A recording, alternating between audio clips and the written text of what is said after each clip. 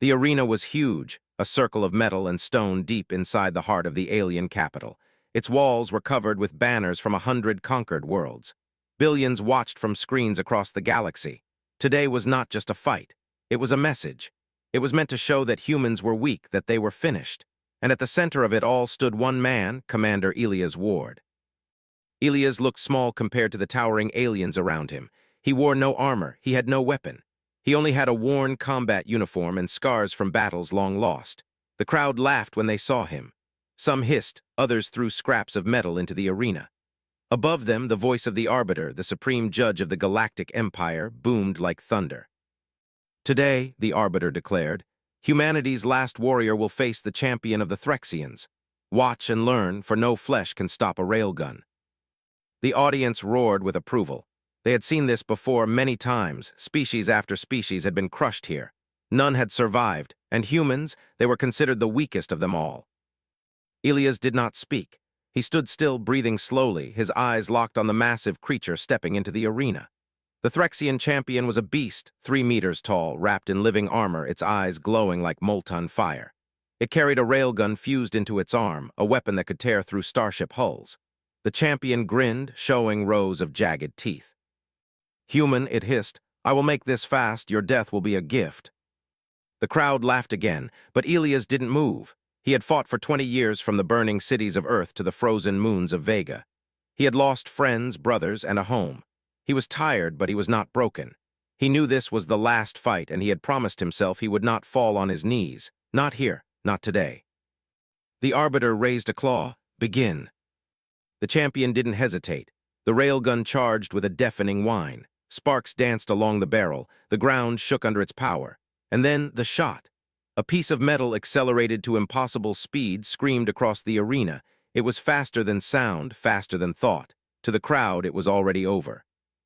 But it was. At the last moment, Elias moved. His body shifted just enough, a blur that most could not follow. His hand shot out. There was a thunderclap, and then silence. The slug, a weapon that could destroy tanks, was in his palm. Smoke rose from his skin. His hand bled, but it held. The unstoppable had been stopped. The arena gasped as one. The Threxian froze, disbelief in its burning eyes. The Arbiter rose from its throne. The silence stretched, heavy, electric, unreal. Elias looked at the slug in his hand, then up at the champion. His voice was calm, almost tired. "Try harder." Those 2 words echoed through the arena like an explosion. The crowd, once so confident, now stared in stunned silence. This was not supposed to happen. No creature had ever stopped a railgun. No one had ever dared to mock the Threxians. But here was a human, fragile, wounded, alone, holding death in his hand and demanding more. The champion roared and fired again, and again. But Elias was ready. He moved with purpose, deflecting, dodging, catching. Each time the arena shook, but each time he stood firm, and with every shot the laughter died a little more. In that moment, the galaxy saw something it had never seen before. It saw the reason humanity had survived every storm. It wasn't strength. It wasn't speed. It was something deeper, something no weapon could destroy. It was will. Elias was not just fighting for himself. He was fighting for Earth, for the fallen, for the millions who still believed in freedom. Every drop of blood on his hand was a memory. Every breath was a promise. They had tried to break his people, but they had forgotten one thing: humans never stop fighting. As the champion stumbled back, exhausted and terrified, Elias stepped forward. He wasn't smiling. He wasn't angry. He was simply determined. "You think flesh is weakness," he said quietly. "But flesh learns, flesh adapts, flesh remembers." The arena remained silent. Billions of viewers across the stars stared, speechless. They had come to watch the end of a species. Instead, they had witnessed the birth of something stronger. And for the first time in centuries, fear spread through the hearts of the conquerors. This was not the end of humanity. It was the beginning. The Threxian champion stared at Elias in disbelief. Its claws trembled, its breath ragged. This was not the fight it expected. This was supposed to be a show, a final humiliation for a dying species. But the human in front of it was not breaking. He was not afraid. He was standing there, blood dripping from his hand, and still walking forward. The champion roared in anger and charged. Its heavy steps shook the ground as it raised a blade from its arm and swung with monstrous strength. Sparks flew as metal hit stone, but Elias had already moved. He rolled under the swing and struck back with his fist. It wasn't a powerful blow, not compared to the alien's strength, but it was enough to make the giant stumble. The crowd was silent now. There was no laughter. There was only shock and fear. For the first time, they were watching a human not as prey, but as a predator.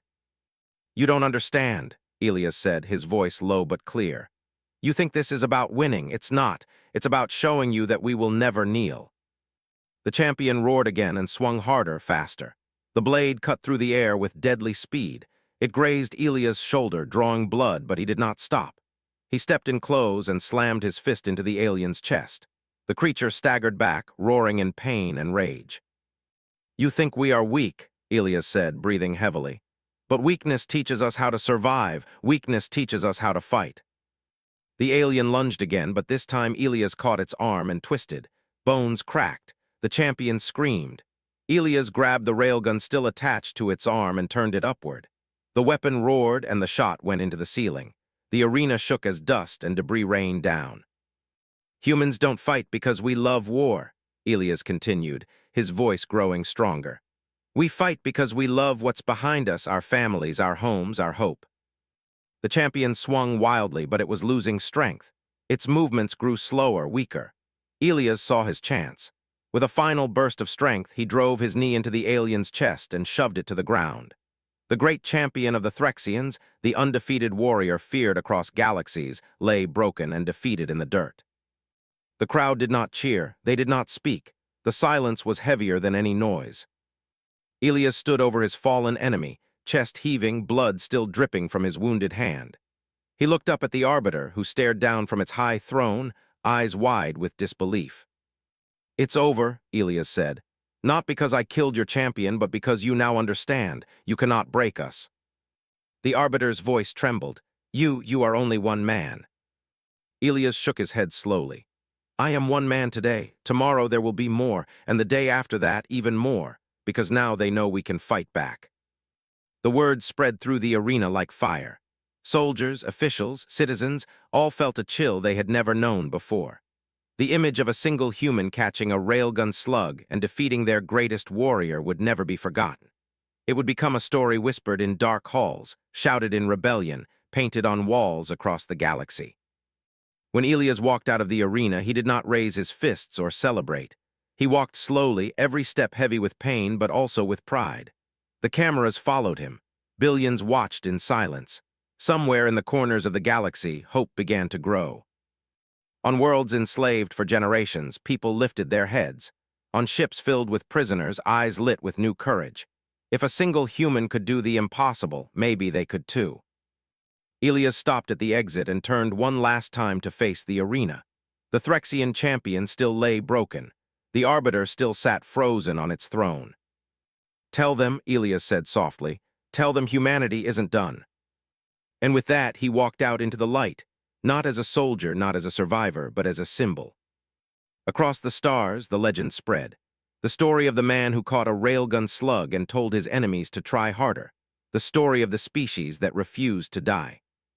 And for the first time in centuries, the galaxy trembled not from war, not from weapons, but from the rise of something far stronger. Hope, the story of Commander Elias Ward, spread faster than light. It raced from one star system to another, carried by whispers, smuggled in secret messages, and shouted in dark streets where rebellion was just a dream. The galaxy had watched a human stop the unstoppable. They had seen one man stand against an empire and not fall, and that sight had changed everything. On distant worlds ruled by alien overlords, people began to rise. Silent workers refused to bow. Soldiers disobeyed orders. Small groups of rebels painted Elias' words, "Try harder," on walls and weapons. It was no longer just a phrase, it was a promise. The Threxian Empire, once confident and unshakable, now trembled. Fear crept into their hearts. If one human could defy them, what would happen if thousands did? What if entire planets followed his example? Rebellion was afire, and Elias had lit the first spark. But Elias himself did not feel like a hero. Back on the refugee fleet hiding in the shadows of a dying star, he sat alone in the observation deck, watching the stars drift by. His hand was still scarred from the railgun slug. His body ached from the fight, and inside him, the weight of all he had lost still pressed heavily on his soul. He remembered Earth, the blue sky, the smell of rain, the laughter of children. All gone now. Burned, conquered. He remembered the faces of his friends who had fallen beside him, the people he had promised to protect. He had survived, but survival did not feel like victory. General Amara, leader of the last human resistance, stepped quietly into the room. She had fought beside Elias for years and understood his silence better than words. "They're talking about you on every channel," she said softly. "Some call you the Hand of Hope, others say you're the man who broke the railgun." Elias gave a faint smile. "I didn't break it, I just showed them it's not everything." "They're afraid, Elias," Amara said, sitting beside him. "The Empire is sending more fleets. They're searching for you. They know you're more dangerous alive than dead." "Then we make them chase ghosts," Elias replied, his eyes still on the stars. "We build something bigger than me, something they can't destroy." And so plans were made. The resistance grew bolder. Hidden bases became training camps. Smuggled ships turned into fleets. New leaders rose, inspired by the man who caught a railgun slug. Humanity was no longer running, it was preparing. Months later, deep within the ruins of an abandoned colony, Elias stood before a group of new recruits. They were young, scared, and unsure farmers, mechanics, students. None of them had ever held a weapon before, but they had come because they believed. Elias looked at their faces and spoke in a calm, steady voice. "You are not soldiers," he began. "Not yet, but you are fighters. You fight every day for food, for safety, for hope. And that's what makes you dangerous. The Empire thinks it can crush you with weapons, but weapons are useless against will, and your will is stronger than any railgun." He paused and held up his scarred hand. "This is proof. They said no flesh could stop their weapon, but flesh did, and not because I am special, because I refused to kneel. That is what we all must do." The recruits listened in silence, their fear slowly turning into something else, determination. Weeks turned into months. Raids on Threxian supply lines increased. Slave camps were liberated. Each small victory gave the galaxy more courage, and with every success, Elias' legend grew.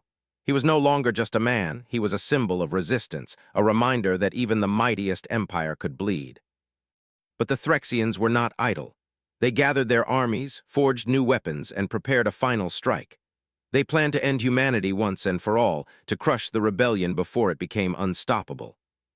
Elias knew the storm was coming. He felt it in the silence before sleep, in the weight of every decision he made. The next battle would not be like the one in the arena. It would be bigger, bloodier, and far more dangerous. And yet he was not afraid. He had seen what hope could do. He had watched it grow from a single act of defiance into a movement that shook the stars. As he stood before a window, watching ships of the Resistance fleet prepare for war, he whispered to himself, "They think they've seen what humans can do. They're wrong. We're just getting started." And somewhere in the darkness of space, far beyond the reach of the Empire, the spark that Elias Ward had lit grew into a fire. A fire that no railgun, no fleet, and no empire could ever stop. Because now the galaxy knew the truth, it was never about flesh. It was always about will. The Threxian Empire had grown desperate. Months of rebellion had spread across their territory like wildfire. Worlds they once ruled with fear now rose in defiance. Slave mines lay empty, military outposts burned, and their fleets were stretched thin. They had underestimated humanity, and now they were determined to crush them once and for all. The sky above the hidden human stronghold burned red as the largest enemy fleet ever assembled arrived. Hundreds of warships blocked out the stars, their cannons glowing with deadly light. From the bridge of his flagship, Commander Elias Ward watched silently. This was the battle they had been preparing for. There would be no retreat, no surrender. This was the moment everything had been leading to. "All ships ready?" he asked quietly. General Amara nodded. "Every fighter, every soldier, they're all waiting for your word." Elias looked around at the men and women on the bridge, young, old, human, and even alien allies who had joined the cause. They were tired, wounded, and outnumbered. But their eyes burned with the same fire he had seen in the arena that day, the fire that said, "We will not kneel."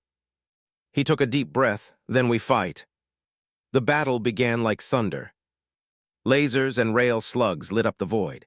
Human ships darted between massive enemy cruisers, punching holes in their armor. Boarding pods slammed into Threxian vessels, and resistance fighters poured out, fighting room by room. Space turned into chaos, a storm of fire and steel. Elias' ship shook under heavy fire. Alarms screamed, deck plates trembled, but he stood firm, giving orders calmly. Every second they held on was another second for the rebellion to strike deeper. On the ground, cities turned into battlegrounds. Civilians armed with stolen weapons fought beside soldiers. Old farmers, former slaves, and even children threw stones and firebombs at their oppressors. This was no longer just humanity's fight, it was everyone's. And still, the Threxians pushed harder. One by one, resistance ships fell. Entire defense lines were shattered. The Empire's flagship, a massive dreadnought the size of a city, advanced toward Ilias' position. Its railgun charged, brighter and louder than anything seen before. "Target locked," Amara warned. "We can't stop that shot." Ilias stared at the massive weapon. It was a railgun designed to destroy moons. No shield could block it, no armor could survive it. For a moment, silence filled the bridge. Everyone waited for the inevitable. Then Ilias spoke. "All power to engines, bring us closer." "Closer," Amara's eyes widened. "That's suicide." "No," Ilias said softly. "It's a message." The human flagship roared forward, engines burning white. The dreadnought fired. A slug the size of a skyscraper tore through space, unstoppable, deadly, final. It struck the ship's forward shields, tearing them apart. Metal screamed. Explosions shook the decks. But still, Ilias stood. "Hold course," he shouted. The bridge was filled with smoke and sparks. Crew members clung to their stations. And then, against all reason, the ship was still there, burning, crippled, but still alive. Ilias stepped forward, gripping the console with his scarred hand, the same hand that had once caught a railgun slug. "They think they can end us with one shot," he growled. "Show them they're wrong." The fleet answered. Every remaining ship, every fighter, every gun fired as one. They slammed into the dreadnought with everything they had. Hull plating melted, cannons shattered. And finally, impossibly, the colossal warship broke apart, its burning pieces scattering into the void. The moment it fell, something changed. Across the battlefield, Threxian ships faltered, their formations broke, and then one by one they began to retreat. The unthinkable had happened, the Empire was losing. Hours later, the guns fell silent. The stars were filled with wreckage. The human fleet was in ruins, but it was still there, and it had won. Ilias stood on the bridge, staring at the broken remains of the enemy flagship drifting past. He was exhausted. His body ached. But in his chest, for the first time in decades, he felt peace. General Amara stepped beside him. "It's over," she whispered. Ilias shook his head slowly. "No, it's just the beginning. Today we showed them that we are not weak, that we are not afraid, and tomorrow every world they ever conquered will rise." She smiled. "Because of you." Ilias turned to the shattered view of space. "Not because of me, because of us. Because no flesh can stop a railgun, not when that flesh refuses to break." And so, the legend of Ilias Ward, the man who caught a bullet and told the galaxy to try harder, became more than a story. It became the heartbeat of a new era. An era where the weak stood tall, where the conquered rose again, and where hope was stronger than any weapon. The Empire had built its rule on fear. Humanity had broken it with courage. And now the stars belonged to the free. Years passed after the final battle. The stars that once echoed with war now shone quietly over a galaxy slowly healing from centuries of fear. The mighty Threxian Empire was no more. Its fleets lay scattered, its leaders long gone, and its former slaves now ruled their own worlds. And through it all, one name lived on: Ilias Ward. To the children born after the war, he was a story, a legend told by teachers and parents. "There was once a man," they would say, "who caught a railgun slug with his bare hand and told the universe to try harder." But to those who had lived through it, to soldiers, refugees, and rebels, he was more than a legend. He was the reason they were free. On a small green world near the edge of human space, far from the grand cities and busy trade routes, Ilias lived a quiet life. His hair had turned gray, his body weaker, his steps slower. But his eyes, those same determined eyes, still carried the fire that had once stared down an empire. He spent his days tending a small garden and watching the sunsets, content with the peace he had helped create. Visitors often came. Young soldiers seeking wisdom, historians gathering stories, even alien diplomats wishing to shake the hand of the man who had changed the galaxy. Ilias always welcomed them, but he never spoke of glory or power. Instead, he told them of sacrifice, of friends who had died, of worlds that had burned, and of the cost of freedom. One afternoon, a group of children from a nearby school visited his home. They were curious and full of questions. One boy raised his hand nervously. "Sir," he asked, "is it true you caught a railgun bullet?" Elias smiled softly. "I did," he said, "but that's not the part you should remember." "Then what should we remember?" another child asked. "That it wasn't strength that stopped it," Elias replied. "It was will. Strength can break, armor can fail, but will never stops. If you believe in something deeply enough, freedom, justice, love, then nothing in the universe can stand in your way." The children listened in silence. To them, he was a hero, but to Elias, he was just a man who refused to give up. As the years went on, humanity and its allies built a new era. Planets that had once fought each other now shared technology and culture. New colonies were born, not as outposts of conquest, but as places of cooperation.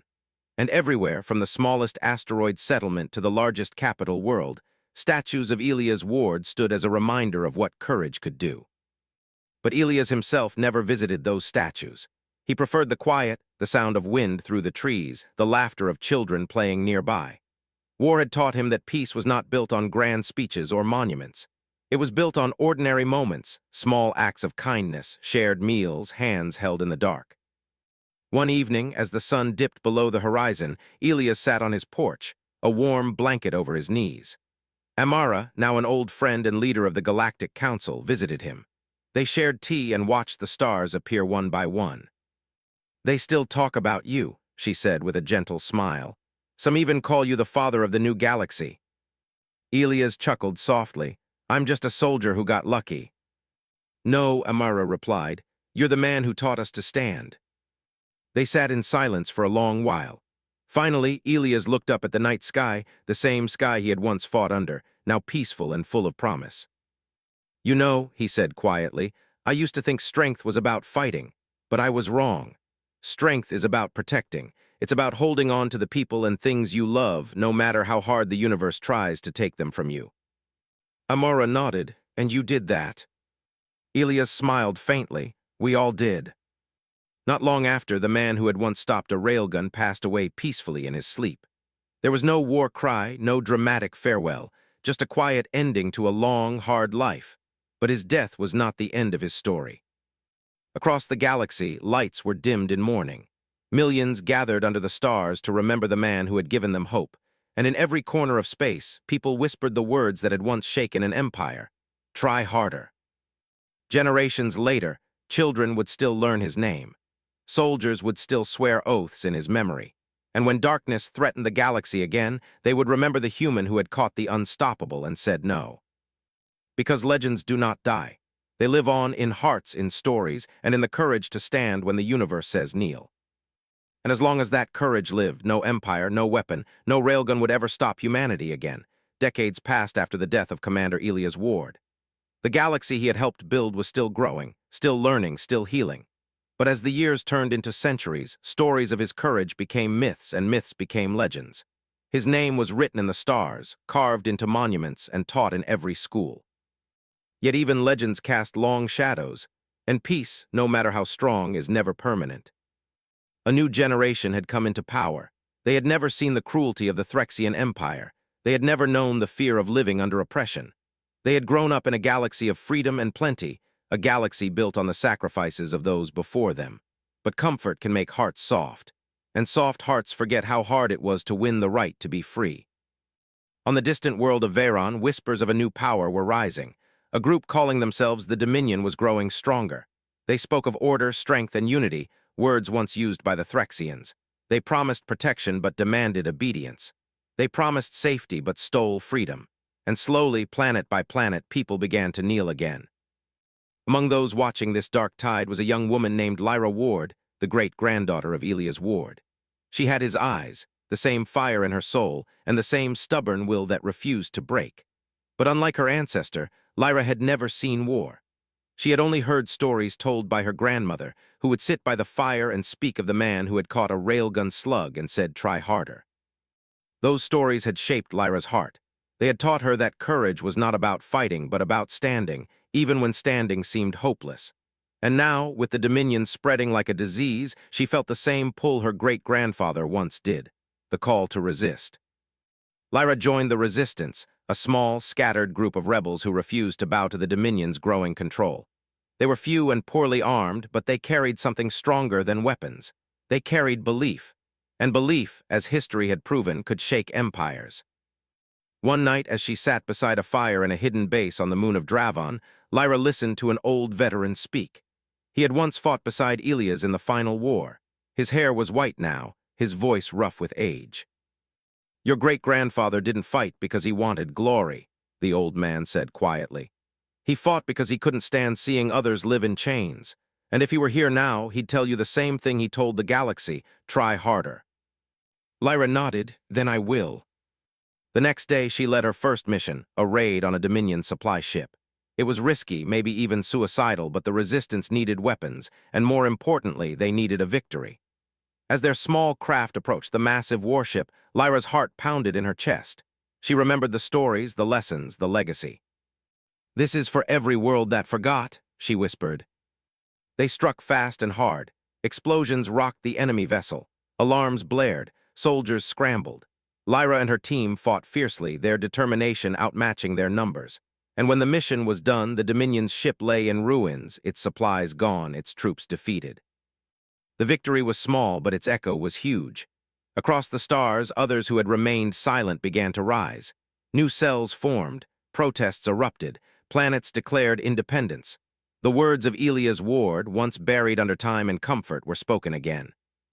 "Try harder." Months later, Lyra stood before a crowd of thousands, humans, aliens, refugees, and freedom fighters. They had come together under one banner: Resistance. She looked at their faces, young and old, hopeful and afraid. And in that moment, she felt the weight of her ancestors' legacy on her shoulders. "I know you are scared," she said, her voice strong and clear. "So was he, the man whose blood runs in my veins. He stood alone once, just one man against an empire, and they said no flesh could stop their weapon. But he did. Not with power, not with armor, but with will." She paused, looking at the stars above them. "We carry that same will, and as long as we do, no army, no fleet, no tyrant can stop us. They will fire their weapons, they will try to break us. And when they do," she raised her hand into a fist, "we will tell them the same thing he did: try harder." The crowd erupted in cheers. The fire that once burned in Ilias Ward now burned in millions.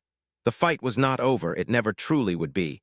But the spirit of humanity, that unbreakable will, was alive and stronger than ever. And somewhere beyond the stars, where legends never die, the soul of Ilias Ward smiled. Because his story had never ended. It had simply passed on from one generation to the next, from one act of defiance to another. The galaxy would always have tyrants, but it would also always have people who stood against them. And as long as that spirit lived, no flesh, no empire, and no railgun would ever stop humanity again. The fire that Lyra Ward had ignited was no longer a flicker. It was a storm. The Dominion, once confident and unchallenged, now faced rebellion on every front. Across the galaxy, oppressed worlds rose together under a single banner: freedom. And on every wall, every flag, and every weapon, 5 words burned like a promise: no flesh can stop a railgun. But the Dominion was powerful, ruthless, and determined not to lose. Their armies were vast, their fleets unmatched. They responded to rebellion with fire, crushing resistance cells and destroying cities that dared to rise. Entire planets were turned to ash. Fear returned to the galaxy like a dark cloud. Still, the people did not stop. They remembered the stories of Ilias Ward, the man who had stood against the impossible and won. They remembered his courage, his words, his defiance. And they remembered that even the greatest empires could fall if enough people refused to kneel. Lyra watched all of this unfold from the bridge of her ship, the Resolute. Once she had been just one voice in the dark. Now she was the leader of a movement that stretched across hundreds of worlds. But leadership was not easy. Every victory came with sacrifice. Every battle left scars. And every name lost weighed heavily on her heart. "Dominion fleets are regrouping near Orion's gate," her second-in-command reported. "They're preparing for a final strike." Lyra stared at the star map, her hands resting on the console. This was it, the moment everything had led to. Just as Ilias had faced the Threxians in one last desperate battle, so too would she face the Dominion. The outcome would decide the future of the galaxy. "Then we meet them there," she said calmly. "This time we finish it." The final battle began beneath a dying sun. The Dominion brought everything: dreadnoughts, destroyers, superweapons. Their fleet stretched across the void like a steel wall. But the rebellion was ready. Ships from 1,000 worlds stood side by side. Human fighters, alien cruisers, even captured Dominion warships now painted with the symbol of the resistance. As the fleets clashed, the void exploded with light. Lasers streaked across space. Rail slugs screamed past. Fighters danced between capital ships, weaving deadly patterns. Entire worlds watched as history unfolded in real time. Lyra's ship dove through enemy fire, its cannons blazing. "All wings, follow my lead," she shouted. "Target their command ships, cut off the head and the body will fall." One by one, Dominion flagships were crippled. Their fleets faltered. But the enemy was relentless. They unleashed a new weapon, the Omega Cannon, a railgun so powerful it could destroy a planet in a single shot. Its barrel glowed red, charging with unimaginable energy. "They're locking on to us," shouted the helmsman. Lyra's heart pounded. It was the same weapon her great-grandfather had once faced, only far stronger. The same arrogance. The same belief that no flesh could stop it. And for a moment she felt his presence beside her, whispering the words that had defined a generation. "Try harder." "Full speed ahead," she commanded. The Resolute surged forward, straight into the heart of the Dominion fleet. The Omega Cannon fired. A beam of destruction tore across space, unstoppable, inevitable. But Lyra did not flinch. Her ship's shields flared, shattered, and still they pushed on. "Focus everything we have," she shouted. "All weapons, all power." Every resistance ship opened fire. Missiles, plasma, rail slugs, a storm of defiance crashed against the Dominion's might. And then, with a final, blinding explosion, the Omega Cannon ruptured. The shockwave tore through the enemy fleet, scattering their ships like leaves in a storm. The battle turned. Dominion vessels fled. Others surrendered. The once invincible empire crumbled before the will of those who refused to break. When the smoke cleared and the stars grew quiet again, the galaxy was free. The Dominion had fallen. Lyra stood before the assembled leaders of the new coalition, humans and aliens alike, and spoke to a galaxy reborn. "Today we are free," she said, her voice echoing across 1,000 worlds. "But freedom is not given. It is earned again and again by those who refuse to kneel. My great-grandfather once caught a bullet and told the universe to try harder. Today we all caught that bullet together. And we will keep catching it for our children, for their children, and for every soul that dreams of a better tomorrow." The crowd roared. Across the galaxy, bells rang and lights flared. A new age had begun, not one ruled by fear or power, but by unity and courage. And as Lyra looked up at the stars, she whispered into the darkness, "We did it, Ilias. We tried harder.